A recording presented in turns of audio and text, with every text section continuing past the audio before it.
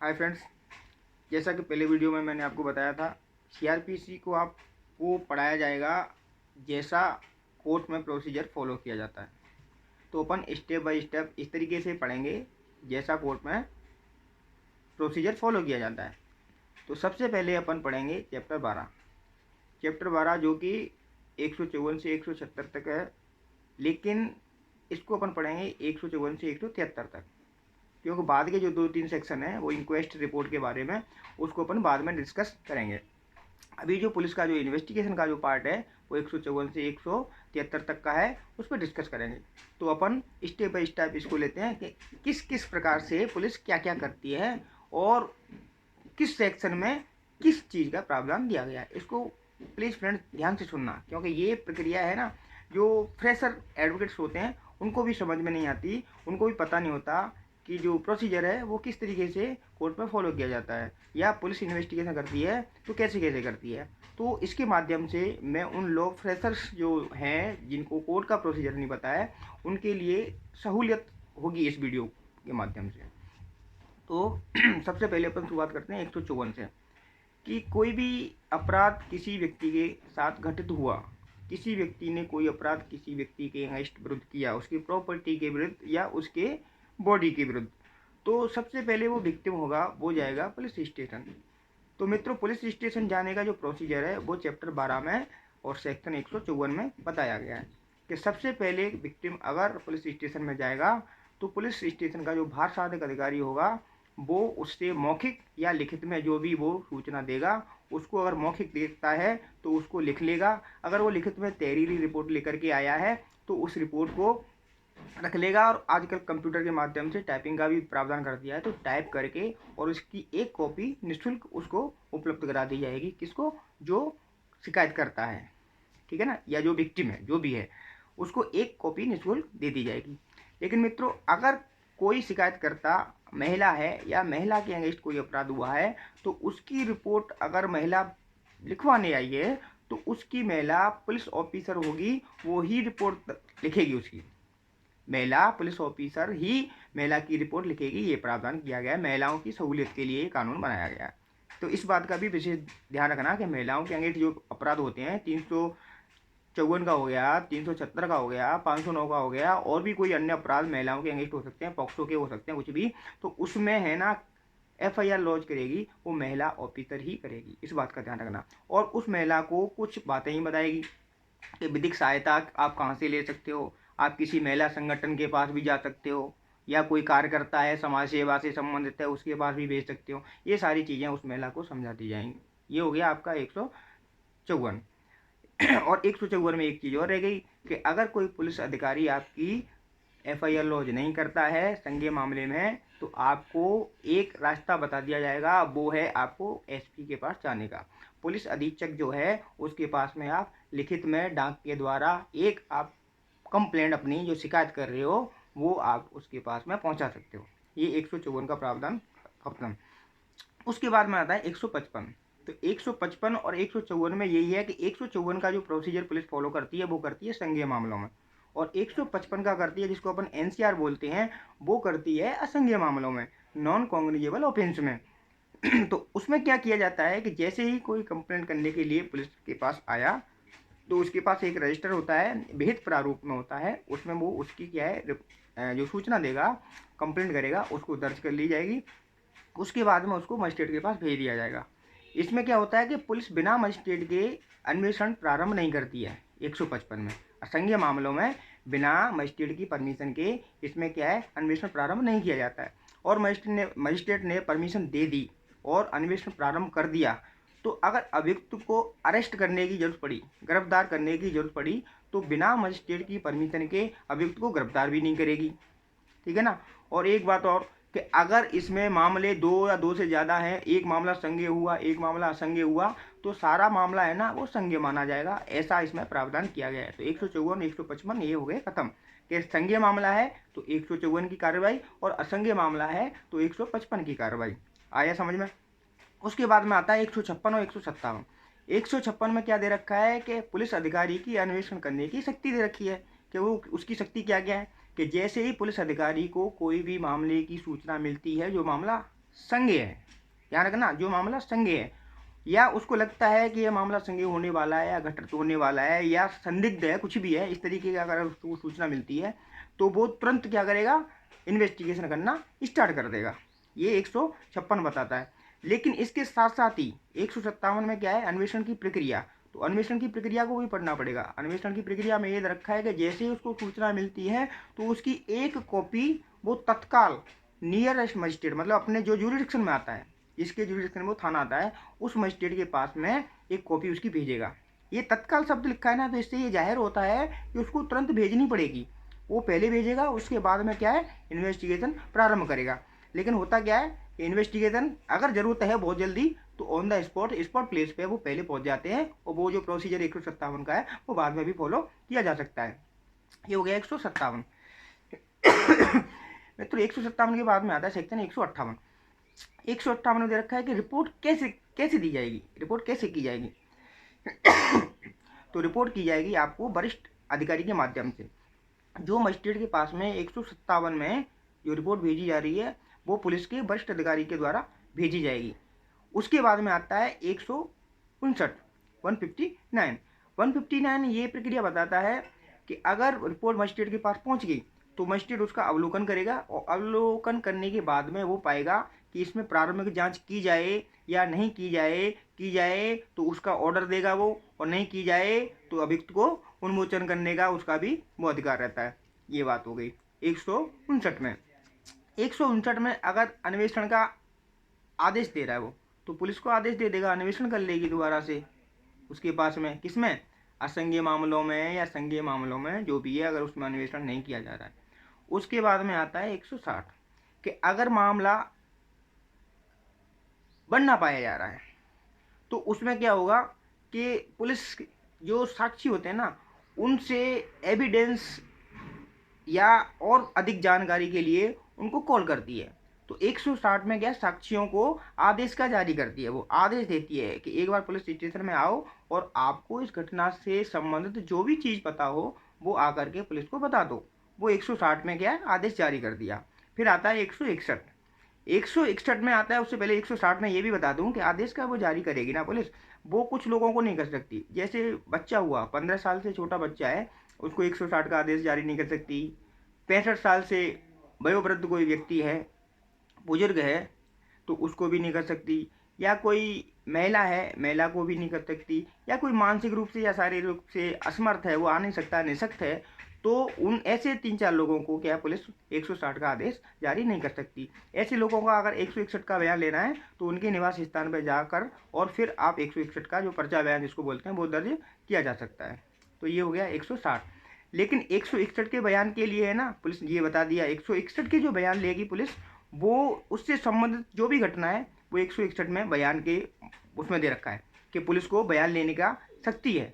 अगर 160 का नोटिस दिया और उसमें व्यक्ति अगर नहीं आता है पुलिस स्टेशन में, जो अपवादों में नहीं आता है, 1 2 3 4 तरह के अपवाद बताया ना, तो वो माइनर भी नहीं है, ज़्यादा बुजुर्ग भी नहीं है, महिला भी नहीं है, और वो मानसिक रूप से परेशान भी नहीं है, और फिर भी नहीं आता है, तो फिर उस पर क्या है, 174 IPC की कार्रवाई होती है।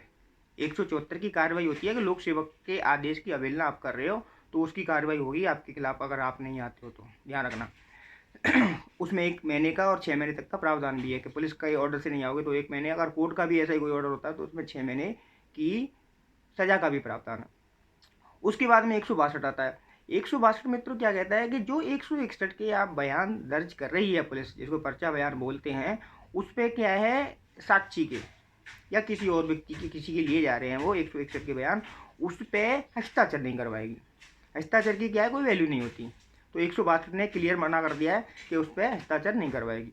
उसके बाद आता है 163। 163 क्या कहता है मित्रों कि आप जो 161 के बयान ले रहे हो उस पर क्या है, हस्ताक्षर तो करवाओगे नहीं, ये तो 162 ने बता दिया। लेकिन 161 के बयान दर्ज करवाने से पहले साक्षी को या जिस व्यक्ति को आप 161 के बयान के लिए बुलाया है उनको ना तो डराओगे ना धमकाओगे, कोई धमकी नहीं दोगे, तो ये 163 बोलता है। वो बिल्कुल एविडेंस जो एक्ट है ना उसका सेक्शन 24 दे रखा है, बिल्कुल उसकी तरह ही है। उसमें भी दे रखा है कि डराओगे नहीं धमकाओगे नहीं, यहाँ पर भी आप डराओगे नहीं धमकाओगे नहीं। हो गया। इसके बाद आता है मित्रों 164, बहुत ही इंपॉर्टेंट सेक्शन है। 164 से कई क्वेश्चन पुटअप किए जाते हैं, चाहे वो प्रिलिमिनरी हो, चाहे वो मेंस हो, चाहे वो इंटरव्यू हो। इसको तो 164 को अपन थोड़ा अच्छे से पढ़ेंगे, इसको थोड़ा सा समझना। 164 होता है ना जी, जिसको मजिस्ट्रेट के सामने स्टेटमेंट रिकॉर्ड करते हैं या कन्फेशन रिकॉर्ड करते हैं। तो 164 क्या होता है कि कोई भी अपराध घटित हुआ तो उसका जो पीड़ित पक्षकार है या आपका जिसने अपराध किया है या उससे संबंधित कोई भी और व्यक्ति है, तो उसके स्टेटमेंट 164 के अगर मजिस्ट्रेट के सामने किए जा रहे हैं तो पहली बात तो इसमें दो चीज़ होती हैं। क्या कि मजिस्ट्रेट इस बात का ध्यान रखेगा कि अगर कन्फेशन रिकॉर्ड की जा रही है तो उसको अभियुक्त को समझाएगा कि भाई आप जो कन्फेशन के लिए बाध्य नहीं हो, आप अपनी मर्जी से कर रहे हो और सारी जो चीज़ें ना आपके ऊपर कोई दबाव तो नहीं है, कोई धमकी तो नहीं है, ये चीज़ बता दो। अगर वो बोल देता है कि हाँ दबाव दिया गया है, मेरे को धमकाया गया है और मैं तो ज़बरदस्ती से ये कन्फेस कर रहा हूँ, तो मजिस्ट्रेट ऐसी कन्फेस को क्या है रिकॉर्ड नहीं करेगा। और अगर अभियुक्त अगर पीसी में चल रहा है, पुलिस रिमांड में है और वो 164 के उससे कन्फेशन से मुकर जाता है कि मैं नहीं करवा रहा, तो उसको क्या है दोबारा से पीसी में नहीं भेजेगा। क्योंकि आपको पता है कि पुलिस अगर डरा धमका करके लाई होगी तो दोबारा से उसकी ठुकाई होनी पक्की है। तो इसलिए ये प्रावधान किया गया है अभियुक्त की सेफ्टी के लिए। उसके बाद में एक होता है स्टेटमेंट। स्टेटमेंट जो रिकॉर्ड किया जाता है 164 का, वो हमेशा है ओथ पे होता है, शपथ पे किया जाता है। और ये जो कन्फेशन रिकॉर्ड किया जाता है ये शपथ पे नहीं होता है। इस बात का क्या है ध्यान रखना हमेशा 164 के लिए। दूसरी बात ये ध्यान रखनी है कि 164 के बयान जो लिए जाते हैं वो जेएम या एमएम के द्वारा लिए जाते हैं। इसमें एग्जीक्यूटिव मजिस्ट्रेट है ना, वो 164 के बयान दर्ज नहीं कर सकता है, या तो मेट्रोपॉलिटन मजिस्ट्रेट करेगा या जुडिशियल मजिस्ट्रेट करेगा, इन दोनों को पावर है। एक बात लेकिन इससे संबंधित ये भी है कि ये दोनों तो करेंगे, जेएम या एमएम, ये इनको चाहे जुडिक्शन हो, इनको अधिकारता हो या ना हो, ये कोई मायने नहीं रखती। अधिकारता है तो भी कर सकता है, अगर इनको अधिकारता नहीं भी है तो भी ये 164 के बयान दर्ज कर सकते हैं। तो ये तीन चार जो चीज़ें हैं काफ़ी इंपॉर्टेंट हैं, तो इनको आप ध्यान रखिए। इसके बाद आती है 165। 165 में क्या है कि उसमें तलाशी की प्रक्रिया दे रखी है कि पुलिस अगर इन्वेस्टिगेशन करेगी और उसको तलाशी की कहीं जरूरत पड़ती है तो वो कहीं तलाशी भी कर सकती है, ये दे दिया। उसके बाद में 66 आ गया कि 166 में क्या दे रखा है, 166 में दे रखा है कि अपने अगर अधिकार क्षेत्र से अगर बाहर उसको इन्वेस्टिगेशन करने की जरूरत पड़ती है तो उसमें क्या प्रक्रिया अपनाई जाएगी। तो वो 166 में बता दिया कि वहाँ के जो वरिष्ठ अधिकारी होगा उसको इन्फॉर्म दी जाएगी, फिर वो ऐसे ही करेगा इन्वेस्टिगेशन जैसे इस पुलिस अधिकारी की जो शक्तियाँ होती हैं उस तरीके से, और वापस से इन्वेस्टिगेशन करने के बाद में इनको बता दिया जाएगा अगर देखो साहब आपका इन्वेस्टिगेशन हो गया। आज गला खराब है मित्रों। उसके बाद में क्या होता है 167 आता है 66 के बाद। लेकिन मित्रों ये अमेंडमेंट के बाद में इसमें क्या है 166 के बाद 166 ए और बी भी जोड़ दिया गया था, उसको भी आपको बता देता हूँ, कभी कभी क्वेश्चन यहाँ से भी पुटअप हो जाता है कि 166 ए और 166 बी। 166 ए है कि अगर इन्वेस्टिगेशन चल रहा है और वो भारत से बाहर इन्वेस्टिगेशन करने की जरूरत पड़ेगी किसी मामलों में, कई मामले ऐसे होते हैं जो भारत से बाहर भी उनमें इन्वेस्टिगेशन करने की जरूरत पड़ जाती है, जैसे विजय माल्या जी लेकर के भग गए पैसा, या नीरव मोदी भग गए, या कोई ऐसा अपराधी हो सकता है वो इंडिया में क्राइम करके कहीं दूसरी कंट्री में मतलब पलायन कर गया, भग गया। तो ऐसे मामलों में क्या विदेशों में भी क्या अपन को इन्वेस्टिगेशन करने की जरूरत पड़ जाती है। तो 166 ए और 166 बी ये दो इसी से संबंधित हैं। 166 तो ये कहता है कि इंडिया से बाहर अगर इन्वेस्टिगेशन करने की जरूरत पड़ गई इंडिया के लोगों को, इंडिया की पुलिस को, तो 166 का प्रावधान है। 166 ए में ये दे रखा है कि इंडिया से बाहर जाएंगे तो अपन क्या है जो अपनी अप्रोप्रिएट अथॉरिटी होगी सेंट्रल की, उसको पहले अपन सूचना देंगे, और वो सूचना फिर विदेश के जो होगी मतलब एम्बेसी के थ्रू वो दूसरे उसको अथॉरिटी होगी कोई बना रखी होगी तो उनको सूचना देगी, और वो वहाँ इन्वेस्टिगेशन करने के बाद में फिर वापस इंडिया को सुपुर्द कर देंगे।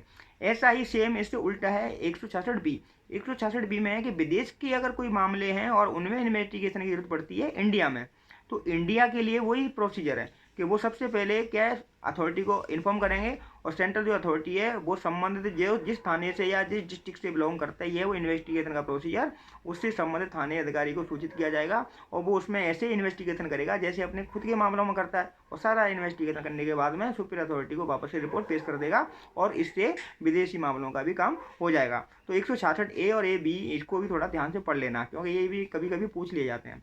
हालांकि इनके लिए महत्वपूर्ण नहीं है, लेकिन फिर भी ध्यान रखना बहुत जरूरी है, पूछ लिए जाते हैं, नए सेक्शन जुड़े हैं।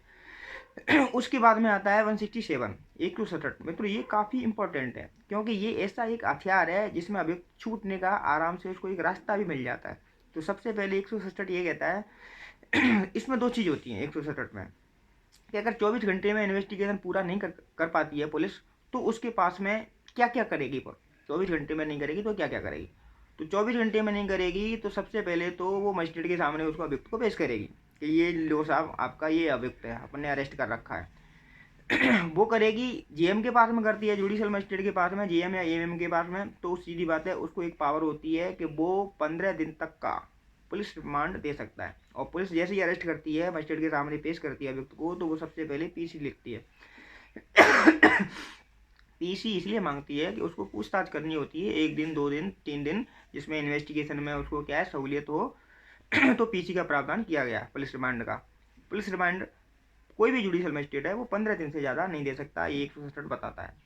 और एग्जीक्यूटिव मजिस्ट्रेट है उसके पास में अगर पेश किया जाता है तो वो 7 दिन का पीसी दे सकता है, इसमें ये प्रावधान किया गया।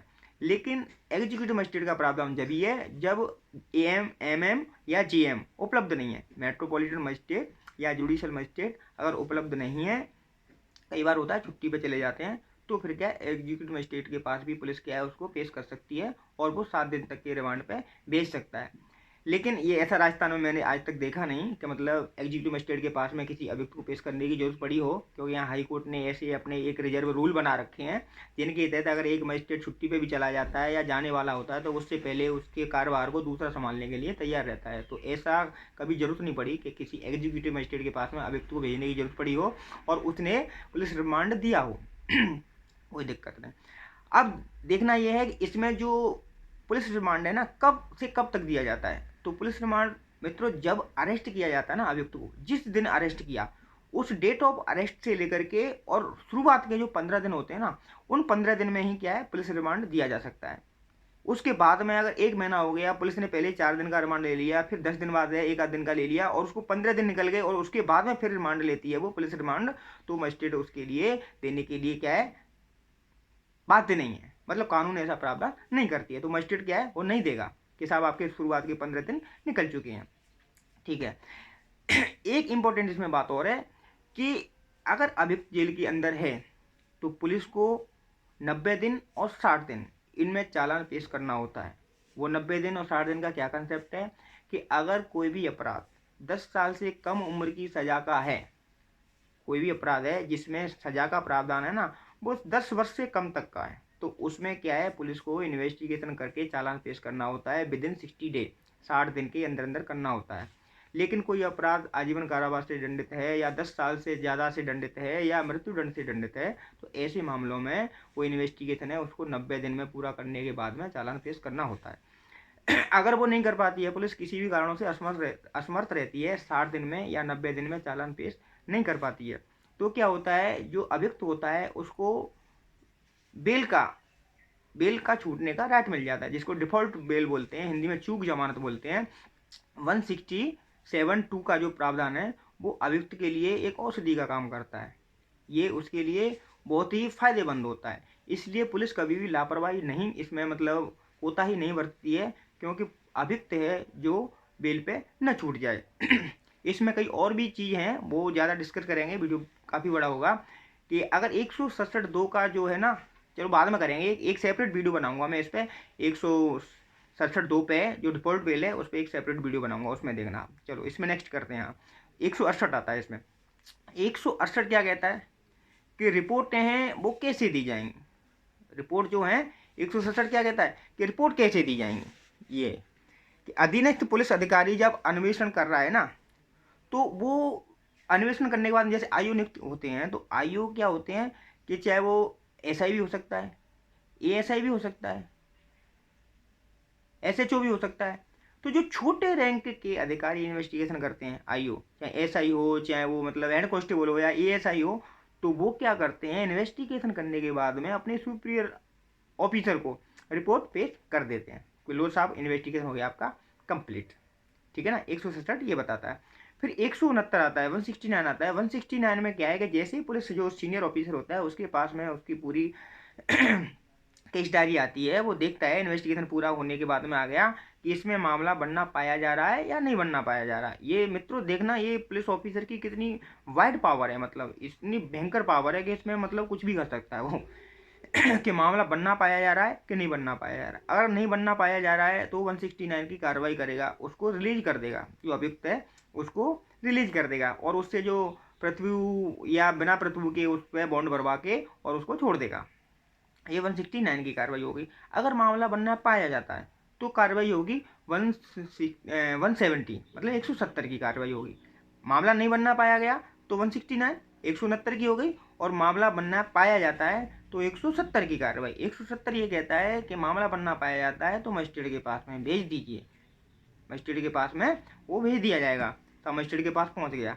लेकिन 171 कहता है कि मजिस्ट्रेट के पास में वो तो भेज दिया, अभियुक्त को भी भेज दिया, मामला बनना पाया जा रहा है, सारी केस डायरी उसके पास में जाने वाली है, तो 171 में जो साक्षी वगैरह होंगे ना, उनको आप ऐसे फोर्स करके मजिस्ट्रेट के सामने पेश नहीं कर सकते हो। वो अपनी मर्जी से जाएंगे, आप उनको बोलते हो कि हाँ हमारे साथ चलिए, तो आपके साथ जाने के लिए बात नहीं है, आराम से अकेले से आ जाएंगे, कोई दिक्कत नहीं है, दबाव नहीं दिया जाएगा। आप ज़बरदस्ती से उनको पकड़ के मजिस्ट्रेट के सामने पेश करने के लिए नहीं ले जा सकते। किनको? साक्षियों को। 171 बोलता है। 172 क्या बोलता है मित्रों? 172 कहता है केस डायरी के बारे में, जिसको पुलिस डायरी बोलते हैं। पुलिस डायरी क्या होती है कि जो भी इन्वेस्टिगेशन करने वाला होता है, आईओ जिसको बोलते हैं, इन्वेस्टिगेशन ऑफिसर होता है, उसको एक डायरी दी जाती है, उसके पास में डायरी रहती है, और जिस केस के लिए उसको इन्वेस्टिगेशन ऑफिसर घोषित किया गया है, बनाया गया है, उस केस से संबंधित कोई भी चीज़ होती है कि कौन सी जगह पे कौन सी तारीख को उसने क्या क्या देखा, क्या क्या लिखा, किस किस व्यक्ति के स्टेटमेंट रिकॉर्ड किए, कौन कौन सी चीज़ें जब्त की, वो हर एक चीज़ का डे टू डे डेली का उसमें क्या है रिकॉर्ड करेगा, हर चीज को लिखेगा उसमें, ताकि इन्वेस्टिगेशन का पता चल सके कि हम अपन ने कहाँ कहाँ गए थे और कब कब किस किस चीज को अपन ने देखा था, हर चीज को उस डायरी में लिखेगा। उसको बोलते हैं केस डायरी या पुलिस डायरी। पुलिस डायरी रहती है वो। पुलिस डायरी क्या आगे काम भी आती है, कोर्ट के काम भी आती है, पुलिस वालों के भी काम आती है। हालांकि केस डायरी होती है वो कोई एविडेंस नहीं है, एविडेंस के रूप में उसको यूज भी नहीं किया जाता है, लेकिन कोर्ट अपनी सहूलियत के लिए विचारण में कभी भी उसको जरूरत पड़ती है तो उसको मंगा लेता है और उसका अवलोकन भी कर लेता है, ताकि कोर्ट को सहूलियत रहे, उसको आसानी रहे समझने में चीज़ों को कि केस डायरी में क्या क्या हुआ, पुलिस ने क्या क्या इन्वेस्टिगेशन किया है और मामला क्या है। ठीक है ना मित्रों। उसके बाद आता है 173। तो 173 में तो ये है कि उसको जैसे ही इन्वेस्टिगेशन कंप्लीट हुआ तो पुलिस को चालान पेश करना पड़ेगा मजिस्ट्रेट के सामने, और जैसे ही मजिस्ट्रेट के सामने चालान पेश होगा उसके बाद में फिर ट्रायल स्टार्ट होगी। कैसे कैसे होगी ये आपको नेक्स्ट वीडियो में बताएंगे कि जैसे ही चालान पेश हुआ तो मजिस्ट्रेट क्या करेगा। इसके लिए आप अपना अमूल्य कीमती जो समय है ना वो वेस्ट ना करें। नेक्स्ट वीडियो के लिए इस चैनल को सब्सक्राइब करें, लाइक करें और शेयर करें। Thank you.